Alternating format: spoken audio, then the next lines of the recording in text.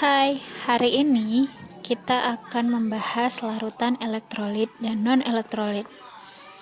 Apakah kamu tahu alasan pemadaman listrik pada saat banjir?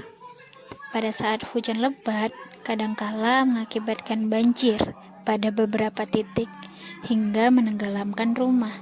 Saat banjir, pihak PLN akan mengambil kebijakan untuk memadamkan listrik. Hal ini disebabkan sifat air yang dapat menjadi konduktor.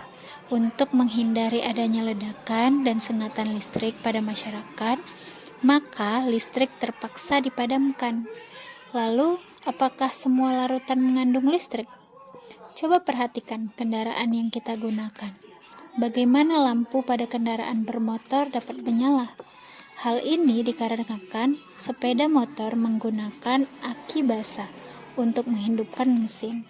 Aki basah merupakan larutan yang berisi asam sulfat. Lalu, bagaimana prinsip kerjanya?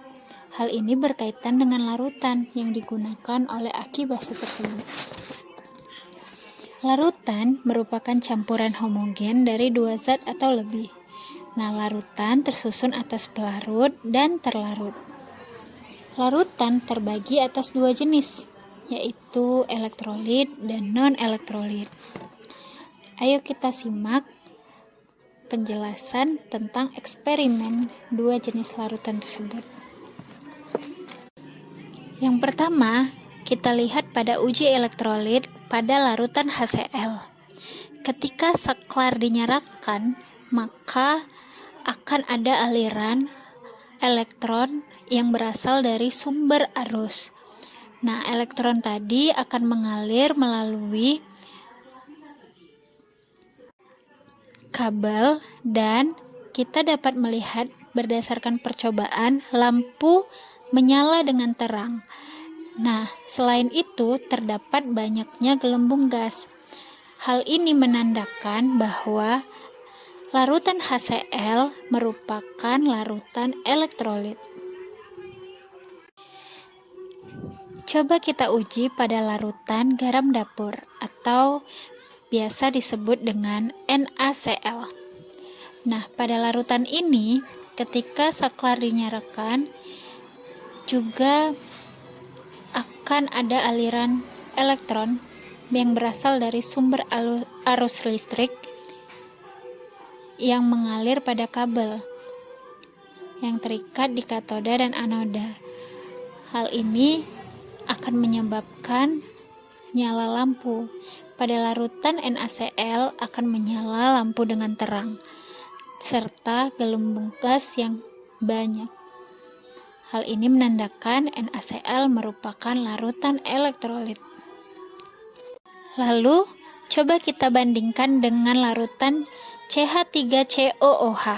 Pada larutan ini, ketika saklar dinyalakan dan ada aliran elektron yang berasal dari sumber arus, tetapi nyala lampu terdapat redup dan sedikit gelembung gas.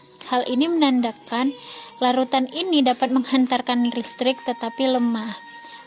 Maka larutan ini tergolong di dalam larutan elektrolit, tetapi elektrolit lemah. Coba uji coba kembali dengan larutan glukosa. Nah, pada larutan glukosa ini, ketika saklar dinyalakan dan disambungkan pada katoda dan anoda serta lampu, didapat bahwa lampu tidak menyala. Maka dapat disimpulkan bahwa glukosa tidak dapat menghantarkan arus listrik sehingga tergolong pada larutan non-elektrolit.